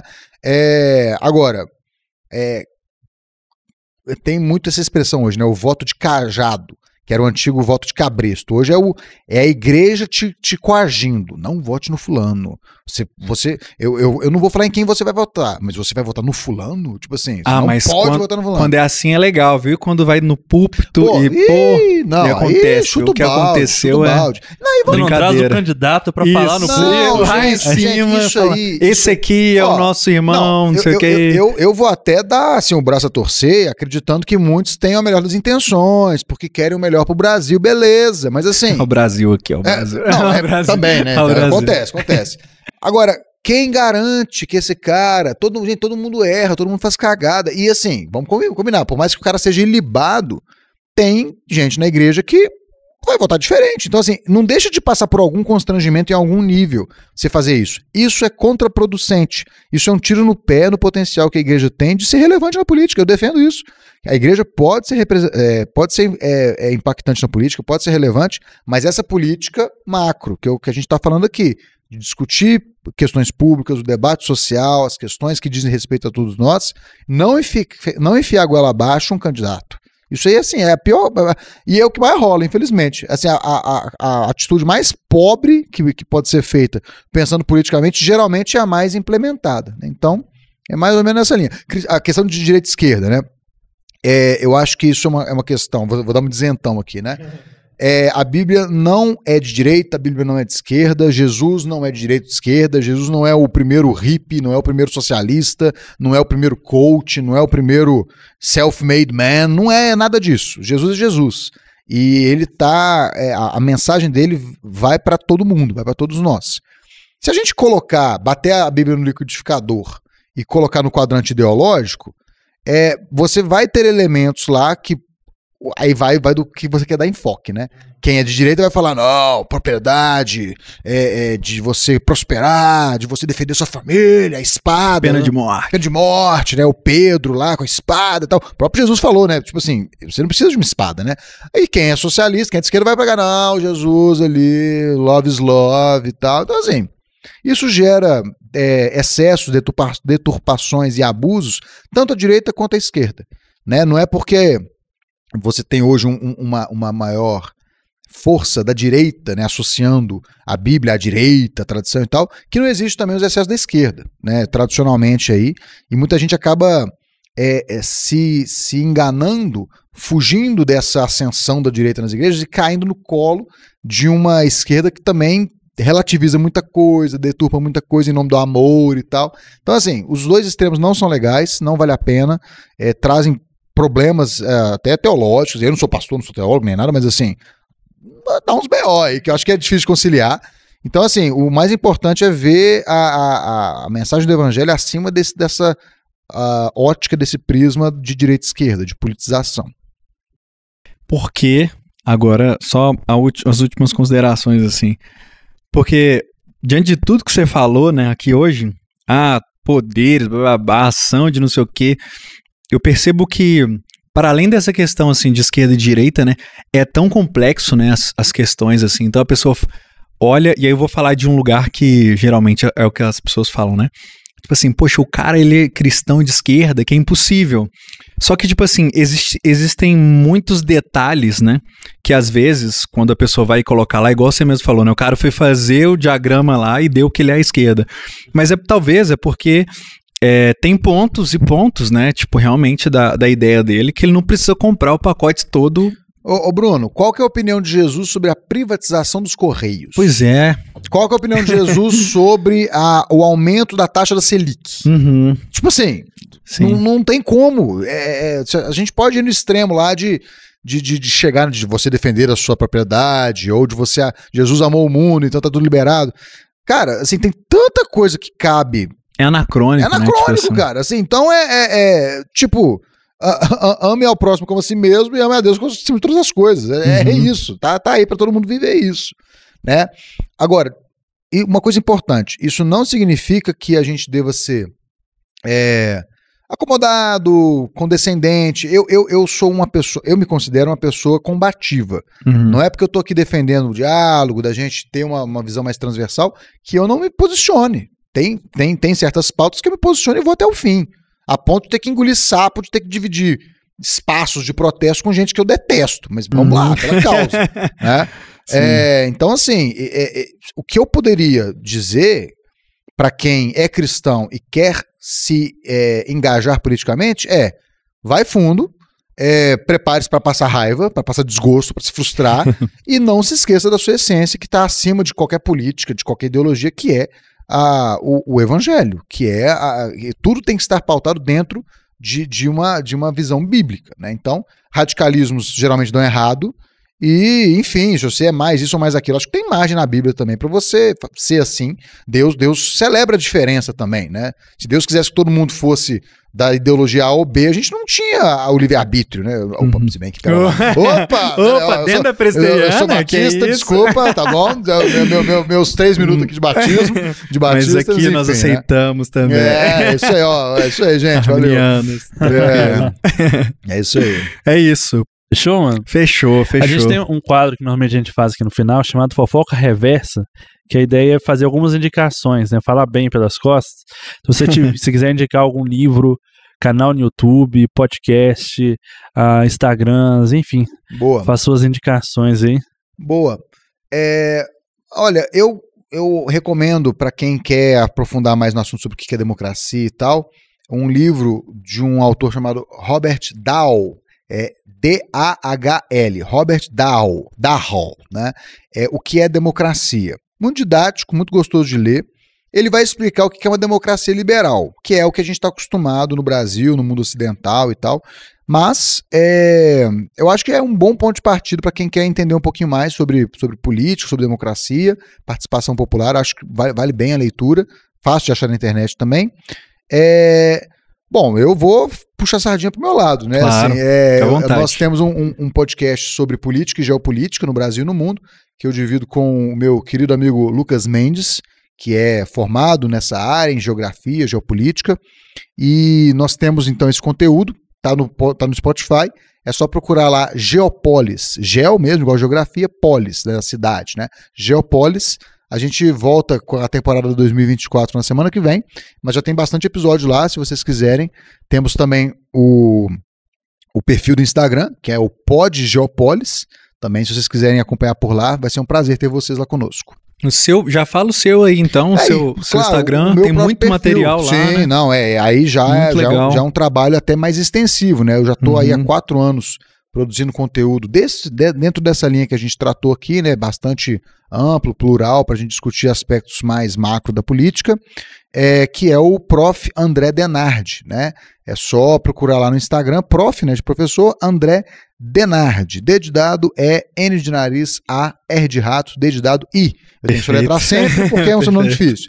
Prof. André Denardi, sem ponto, sem underline, sem nada. Prof. André Denardi. E tem cursos lá também. Sim, Nesse momento tá rolando algum curso? Como é que tá funcionando? Hoje nós estamos, também para fortalecer o nosso podcast, a gente inaugurou a comunidade Geopolis, que é um grupo que está mais interessado em discutir conosco, né? Ele é um grupo ligado ao podcast, que recebe vários benefícios também, assim como vocês promovem aqui. A gente antecipa episódio, a gente manda e-book, a gente tem essa comunidade que é o nosso conjunto, o nosso produto, vamos dizer assim, né, mais valioso. Que a gente tem aulas mensais com quem faz parte dessa comunidade, aulas ao vivo, sempre sobre temas instigantes. Esse mês de fevereiro, a gente vai falar sobre essas questões relacionadas ao Bolsonaro, né, as investigações e o futuro do bolsonarismo no Brasil, pensando aí no médio e longo prazo, né? Então, se vocês quiserem participar dessa comunidade, é só entrar em contato, que vai ser um prazer ter vocês conosco lá. Massa. Vou indicar também juntinho, né? Que bonitinho, né? Mas até que vocês combinaram. Pois é, vai lá.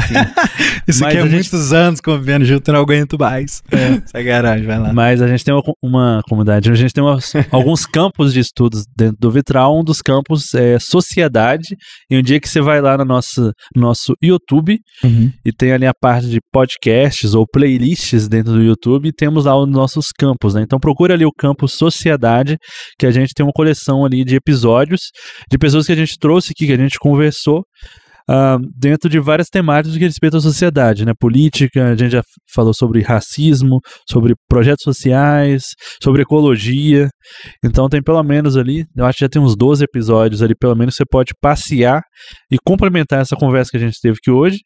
E já prometemos aí que em breve a gente vai trazer outras pessoas aí também, a expandir um pouco mais essa conversa sobre política aqui dentro do Vitral. Sim.